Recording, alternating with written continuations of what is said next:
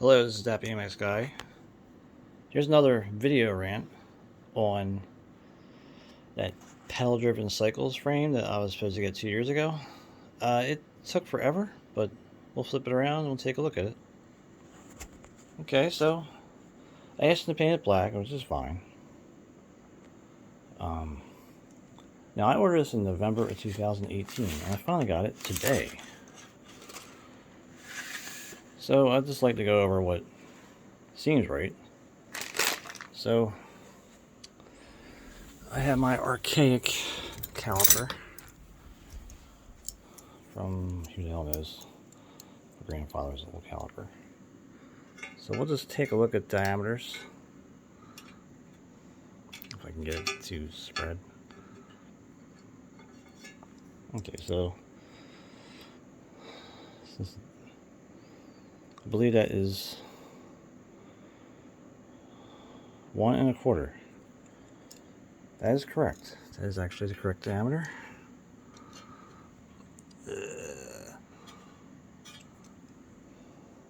And that is definitely 1 1/8. It is an integrated head tube. It just looked very big in the pictures. The only thing really he didn't do right is maybe this is too close still. But it is a little bit further than the Speedwagon. Like it's about, I guess that's about a 1/4 inch higher than the Speedwagon. It is 31/8. That's good. I wanted 31/8 so I can still run a 27/2 and use a C-clamp that I can find anywhere. I'm assuming the brake mounts are inside this bag. Maybe I'll look at that in a second. Dropouts are nice and small. The tubes do seem right. They're kind of tapered at the end. These are 5/8, so like 1/2, and these are 3/4 to 1/2. In the photos, it didn't look like that he sent me, but at least that's right. The only thing I don't like is how it was shipped. And I think the packing could have been a little better. But at least it's flat black. You know, you can't really say it's ugly. It has a gusset. It's integrated. When I look above, it looks kind of straight. Or straight enough. I'll even measure the tubes to make sure everything's right. I don't really have any real accurate rear end measurement thing, and you don't have to look at my feet. Hopefully it doesn't show that as a, you know, what do you call it? Okay, so the wheel all the way forward is about 14 1/8 slammed.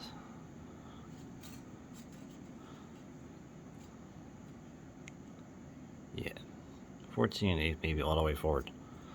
That's still better than the Speedwagon, and I kind of put my wheel around, you know, 14 3/4 or 14 1/2, and that's fine. It's a nice little tiny dropout. It looks pretty nice. We'll just measure the top tube. I've also got the scale. Let's see how much it weighs. I gotta take other things off. So it's about 20 1/2. Okay, so everything seems right. It doesn't look like it has the East Coast steep head tube angle. You know, like they usually make the head tube steeper on the East Coast for some reason. I don't know. But this is nice and big. I like how it looks like it's thick the whole way, which is probably a little bit better. So we'll just take a look in this bag. I'll cut these staples of this. Now, it took 2 years for him to make this frame, which is kind of ridiculous. But maybe it's to some of you people out there that get custom frames, like, oh, that's perfectly normal. Yeah, I think that's right. Okay, there we go. We got a head tube badge. It's actually, you know, spelled right. I don't know how you can not spell your own company right. But there were stickers of those 22s. He gave me a couple little rags. So he gave me some nice novelties. The brake mounts are removable, which actually makes it so if I do want to use a fixed gear, I guess I can. The fixed gear right here is very old, but you see how high the standover is? It's still better, in a sense. Let's just see what the standover is on this thing. So from the bottom, at center, like center of 1.5 is like where the 3/4 inch mark is. So the center to the top is about 9 7/8. So 9 7/8 versus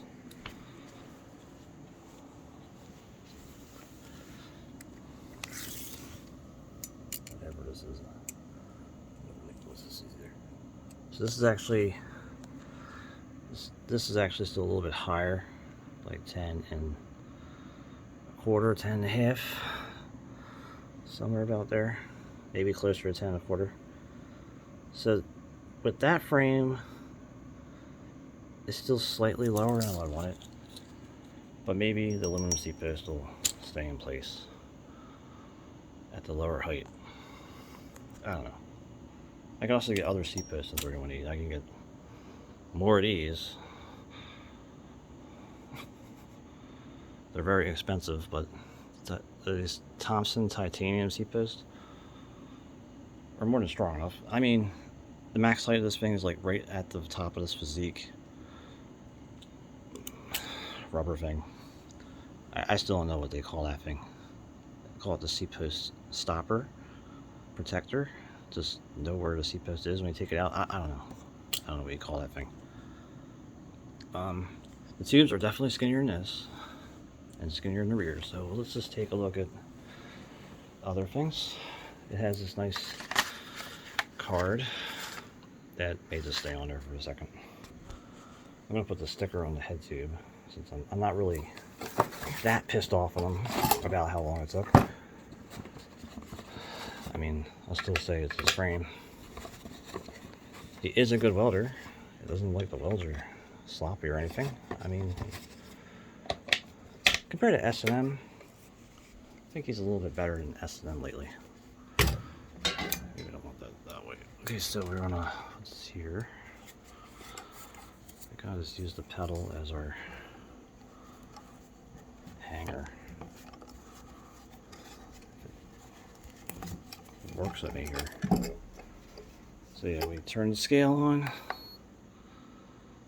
We are, we'll let it tear. We're gonna flip this up. So yeah, I use wall hangers. They're interesting. Does it reach the ground? Okay, so we are weighing it. We wanted to get it to be lighter than the other one. So, with absolutely no light, 1.95 kilograms is what it's at. Or it's 4 pounds 5 ounces. It has a seat clamp on it. I don't think the seat clamp is that heavy.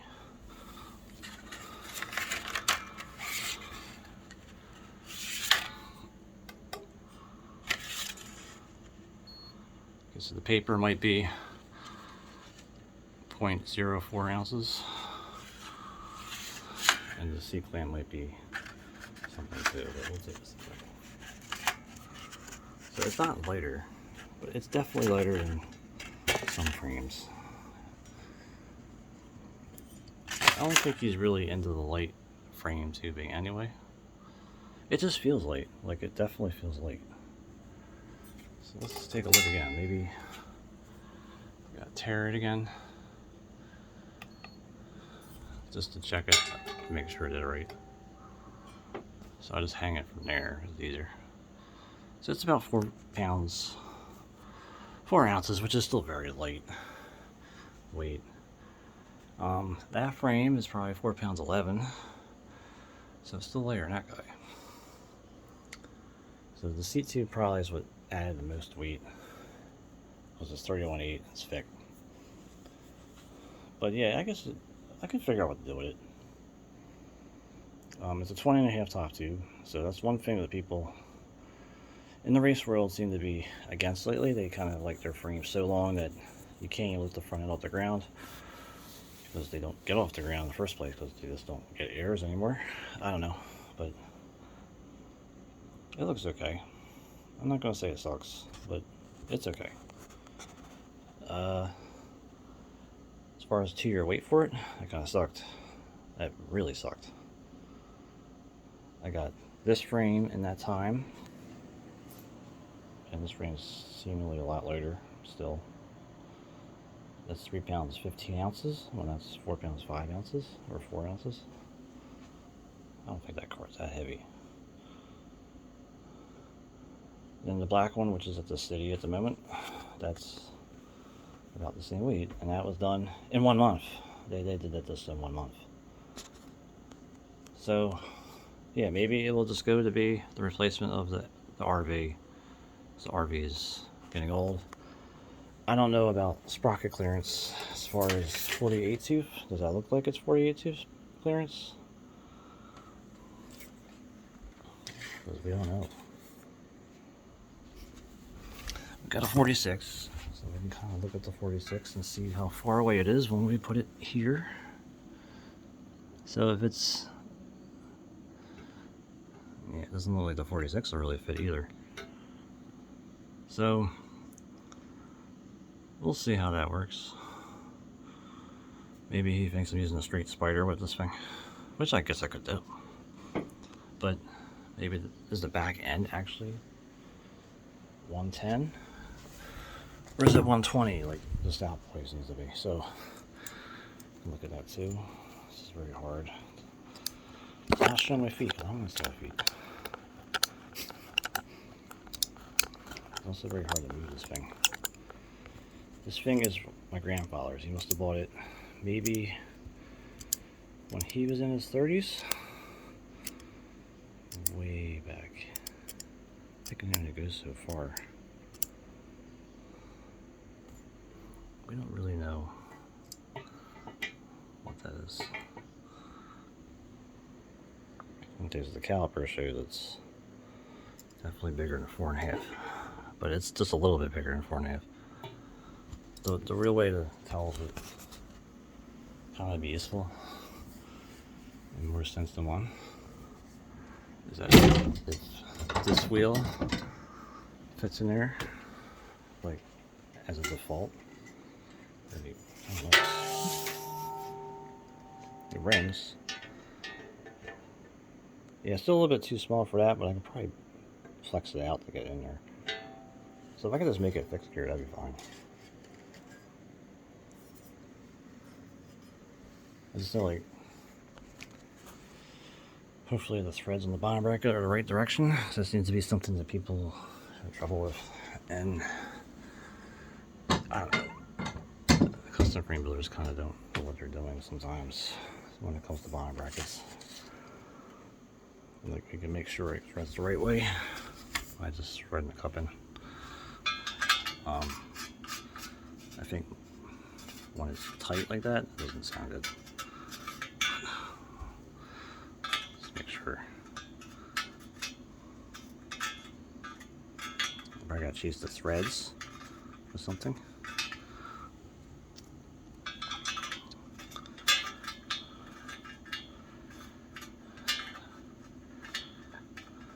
Yeah, the problem is, like,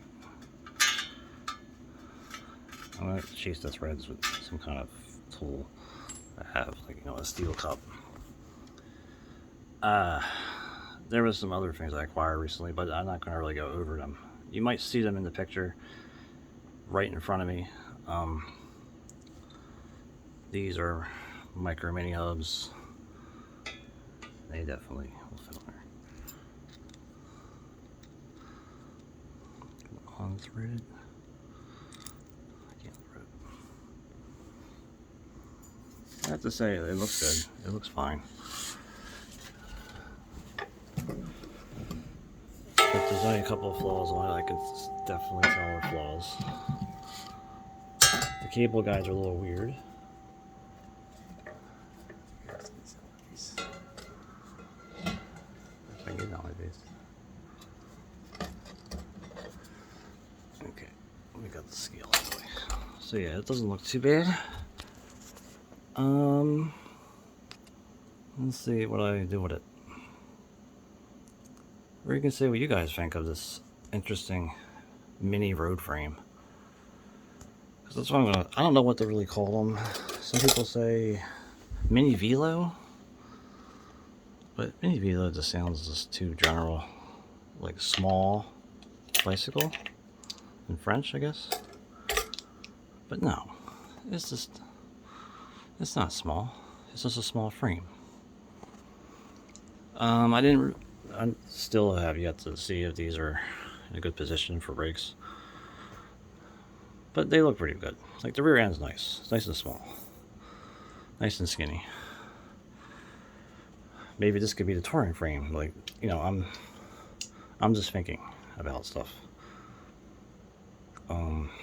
Yeah. So this is kind of another rant video, but the pedal driven frame is here and it looks alright after 2 years. I'm not going to say anything else about it. So if you get a 22 from, it's probably going to be faster. He seems to be pushing his 22s. He doesn't seem to be pushing racing frames. He's a one-man operation down there. I don't really expect him to be like a rocket ship when it comes to frames. Like Mike Lard, for example, he's kind of like a little fast. Maybe it might be too fast. We don't know what's going on with those frames, if they're breaking or stuff. A lot of these guys, they over-engineer things too. Like they overthink why to do different brake bridges, or why they want to slam this down so low, and other things that don't really matter, because frames break. They just break. You overstress them in one place, they'll just break eventually. This is how metal is. They're being welded. When I see some guy doing some lugs, a lug bottom bracket, a lug seat junction, a lugged head tube on a BMX, and they're not breaking because they're lugged, because the lugs are kind of better. That's what I'd like to see. I'd like to see something like that. Let's say there's somebody that does lug frames. They even do brazing. Like, what's the difference between brazing and welding? Some people say brazing is weaker. Some people say brazing is much stronger. It doesn't heat the frame up. It doesn't heat the metal as much as welding does. So there's all different ways to build custom frames, or find a way to get custom frames made that are built differently. But this one, it's kind of there, but it's kind of not. It isn't obviously replacing the 125R, but it is definitely maybe going to be used for something. So anyway, this is that BMX guy, and thanks for watching.